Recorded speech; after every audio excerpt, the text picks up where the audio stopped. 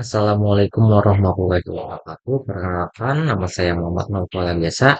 Ya, dan di sini saya akan menjelaskan tentang eh, UK 3 untuk mata kuliah IK 2.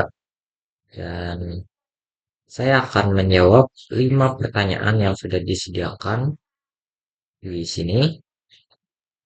Dan saya akan menjawab mulai dari soal nomor 1 dan sampai soal nomor 5. Oke, kita ke PPT-nya. Oke. eh untuk soal nomor 1, itu pertanyaannya adalah jelaskan tentang prinsip ibadah dalam Islam. Jadi jawabannya adalah eh, menurut Niki Alma, ibadah dapat dibagi menjadi dua kategori utama. Pertama, ada ibadah yang tidak memiliki tata cara yang terinci atau amah. Ini adalah bentuk-bentuk ibadah yang bisa dilakukan dalam berbagai cara yang sesuai dengan kebutuhan dan situasi kita. Misalnya eh, doa, zikir, dan sedekah. Kedua, ada ibadah yang telah diatur dengan rinci atau khashah, baik dari segi waktu maupun tempatnya. Seperti sholat lima waktu yang diwajibkan dan haji yang harus dilakukan di Mekah. Dan selanjutnya untuk pertanyaan nomor 2, saya akan menjawabnya dengan pertanyaan, jelaskan hukum meninggalkan sholat menurut para ulama empat mazhab. Nah, di sini saya menjawab eh, untuk mazhab yang pertama atau yaitu adalah mazhab Hanafi. Menurut mazhab Hanafi, orang yang meninggalkan sholat secara sengaja dianggap fasik atau pendosa besar, tetapi tidak dianggap kafir. Mereka dikenai hukuman tazir atau hukuman yang ditetapkan oleh penguasa sesuai kondisi untuk menimbulkan efek jerak. Namun, meninggalkan sholat tanpa uzur tetap merupakan dosa besar. Kedua, untuk mazhab Maliki. Dalam pandangan mazhab Maliki, orang yang meninggalkan sholat dengan sengaja bukan karena lupa atau tertidur, tetap dihukum sebagai orang Islam bukan kafir. Hanya saja, jika orang tersebut mengingkari kewajiban sholat, maka dianggap murtad atau keluar dari Islam. Hukuman bagi yang sengaja meninggalkan sholat adalah dibunuh sebagai bentuk hukuman had, tetapi tidak dianggap kafir secara keyakinan. Selanjutnya, mazhab Syafi'i. Menurut mazhab Syafi'i, orang yang meninggalkan sholat dengan sengaja adalah fasik dan berdosa besar. Mereka tidak dihukum kafir, tetapi tetap wajib diperangi oleh penguasa jika menolak sholat. Jika dia masih tidak mau sholat, maka dibunuh, eh, maka dihukum mati maksudnya, bukan karena kafir, tetapi sebagai tazir atau menegakkan kewajiban sholat. Dan yang terakhir untuk mazhab Hanbali. Mazhab Hanbali memiliki pendapat yang lebih tegas. Orang yang meninggalkan sholat dengan sengaja dianggap kafir dan keluar dari Islam. Jika meninggalkan sholat secara total, menurut mereka, orang seperti ini dihukum murtad dan wajib bertaubat. Jika tidak bertaubat, maka harus dihukum mati. Itu untuk jawaban yang nomor 2. Dan untuk soal nomor 3, yaitu pertanyaan dengan jelaskan jenis-jenis puasa wajib dan puasa sunnah. Oke, ini adalah jawabannya. Itu jenis-jenis puasa wajib dan sunnah. Di sini saya masukkan tiga, enggak, empat, ya empat puasa wajib. Em, yang pertama adalah puasa qada, mengganti puasa Ramadan yang pernah ditinggalkan dengan alasan yang dibenarkan syariat, misalnya sakit, haid, atau safar, hukumnya wajib sampai dilunasi. Dan, dan yang kedua adalah puasa Ramadan. Ini adalah puasa wajib, puasa sebulan penuh di bulan Ramadan yang wajib dilakukan setiap muslim yang balik, berakal, sehat, dan mampu. Dan yang ketiga, puasa nazar. Puasa yang diwajibkan karena nazar, janji yang diingkar kepada Allah. Misalnya, eh, misalnya ada orang yang berjanji jika saya sembuh maka saya akan puasa 3 hari. Itu harus em, ditepati karena sudah berjanji kepada Allah. Selanjutnya untuk puasa kafarat.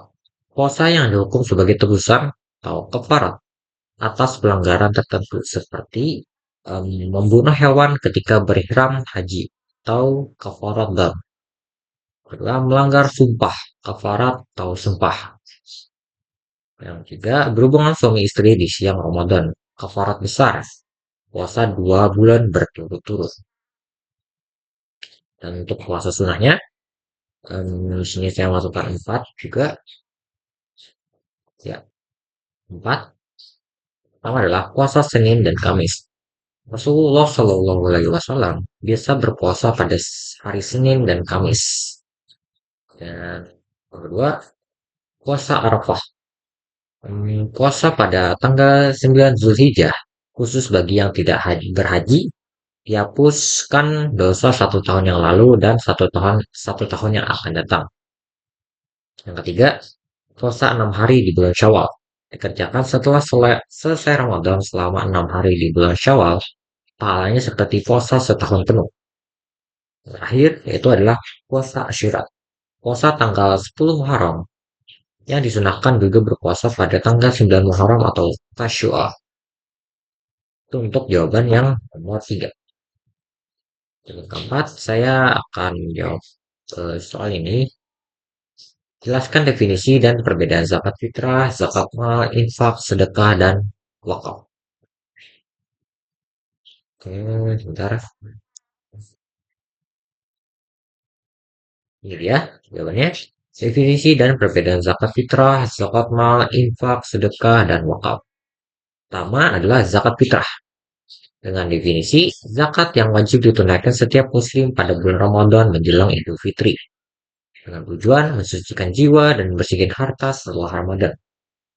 Bentuknya seperti umumnya berupa makanan pokok seperti beras, gandum, atau uang senilai makanan pokok. Untuk eh, waktu zakatnya adalah diberikan sebelum salat Idul Fitri. Kedua adalah zakat mal atau zakat harta.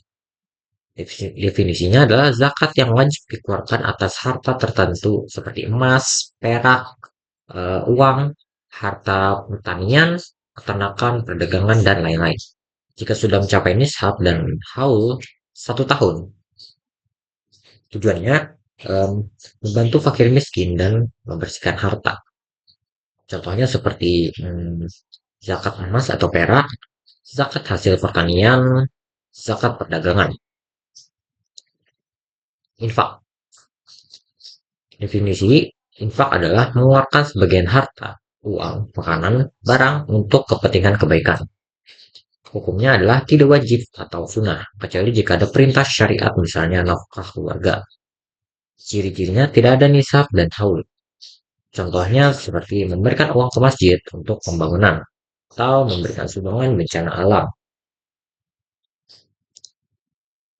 Dan sedekah. Definisi sedekah adalah memberikan harta, tenaga, atau bantuan lain-lainnya semata-mata untuk mendekatkan diri kepada Allah. Hukumnya sunnah atau sangat dianjurkan dengan ciri-ciri bisa dalam bentuk apa saja. Misalnya memberikan makanan ke orang kelaparan, membantu tenaga, misalnya membantu bersih-bersih masjid, dan memberikan senyuman. Dan terakhir adalah wakaf. Definisi wakaf adalah menahan pokok harta, tanah, bangunan, dan lain-lain, dan menyerahkan manfaatnya untuk kepentingan umum atau kebaikan selamanya. Dengan hukuman, bukan hukuman, dengan hukum maksudnya, dengan hukum sunnah muakkadah, atau sangat dianjurkan. Contohnya adalah mewakafkan tanah untuk pesantren, mewakafkan bangunan untuk rumah sakit, mewakafkan Al-Quran ke masjid. Itu adalah jawaban nomor 4. Dan yang kelima, pertanyaan, jelaskan tata cara perhitungan zakat mal, zakat perdagangan, dan zakat pertanian. Ini saya sudah menjawabnya, itu ini adalah tata cara perhitungan zakat mal, zakat perdagangan, dan zakat pertanian. Yang pertama untuk zakat mal adalah eh, zakat mal atau zakat harta. Harta yang wajib dizakati adalah em, seperti emas, perak, uang, tabungan, hasil tambang, dan harta simpanan lain yang sudah mencapai nisab atau batas minimum dan sudah tersimpan atau selama 1 tahun. Nisabnya seperti emas, contohnya emas 85 gram dan uang senilai 85 gram emas. Misalnya, jika 1 gram emas bernilai 1 juta, maka nisabnya 85 juta. Kadar zakatnya seperti berjumlah 25% dari jumlah harta bersih. Contoh perhitungannya seperti eh, 22 maksudnya 2,5% ini dikali jumlah harta bersihnya. Jika sudah 1 tahun dan mencapai nisab, akan keluarnya. Oke, ini untuk zakat perdagangan. Nah, subjek perdagangan, retail, toko online, bisnis, dan lain-lain yang punya barang, dagang, dan modal. Nisabnya adalah senilai 85 gram dengan kadar zakat 2,5% dari nilai kekayaan dagang setelah dikurangi utang dagang, sama seperti zakat mal. Cara menghitungnya adalah 2,5% ini dikali dengan modal ditambah keuntungan dikurang utang dagang yang jatuh tempo. Ini saya juga berikan contohnya. Misalnya modal ditambah keuntungan dagang, maka menghasilkan apa, harta senilai 100 juta dan memiliki utang dagang itu 10 juta. Harta bersih 90 juta. Harta bersih ini dapatnya dari 10 juta dikurang 10 juta ini itu modal dan keuntungan dagang dikurang utang dagang jadi 90 juta itu harta bersihnya. Kemudian 2,5 juta persen, 2,5 maksudnya 2,5% dikali 90 juta maka akan menghasilkan 2,25 juta. Itu cara menghitungnya. Jangan yang oke, yang terakhir adalah zakat pertanian. Nah, subjek hasil pertanian seperti padi, gandum, kurma, sayur, buah, dan lain-lain. Nisabnya 653 kilogram atau gabah hasil panen lah. Dengan kadar zakat 10% jika dialiri dengan air hujan atau sungai. 5% jika diairi dengan biaya sendiri pompa atau irigasi. Rumusnya zakat pertanian kita mencari zakat pertanian. Misalnya jika apa? Jika diairi air misalnya dengan biaya sendiri pompa atau menggunakan irigasi maka 5%. Jika diairi dengan air hujan atau sungai maka 10% dikali hasil panen kotor. Ini saya akan memperlihatkan contohnya. Misalnya kita memiliki padi sebesar 1000 kilogram dan padi ini ternyata diairi dengan air hujan maka zakatnya itu menjadi 10%. Kemudian 10% ini kali dengan 1000 kilogram maka akan menghasilkan 100 kilogram padi. Itu cara menghitungnya. Kalau misalnya diairi dengan biaya sendiri, saya menggunakan pompa atau irigasi, maka zakatnya ini nanti akan diganti menjadi 5% bukan 10% dan dikali jadi 1000 kilogram dan maka hasilnya juga akan berbeda. Itulah cara menghitung untuk zakat pertaniannya. Baik, mungkin video videonya sampai di sini aja. Penjelasan dari saya, mohon maaf kalau ada salah kata. Saya mohon maaf. Wassalamualaikum warahmatullahi wabarakatuh.